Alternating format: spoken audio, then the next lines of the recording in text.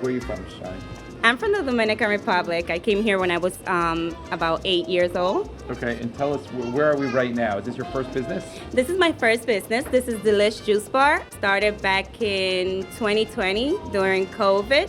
I started from home, and I was able to save a little bit and finally open my storefront. What got you started in juices? My dad had COVID, so I know that fruits and vegetables are like super good for your health, so I started making juices for him.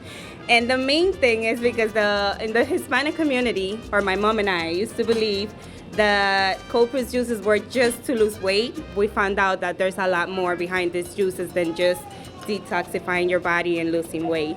Why did you choose the West Side as the location here for your business? I actually live very close to here, and it's very convenient to just get out of my house and have my store right here. Great. Well, I know that you've received great response from the community. We're very glad that you're here. And do you have plans on sort of expanding outside of what you have here now? Not as of right now. I first want to master this store first, then maybe eventually in the future open my another store.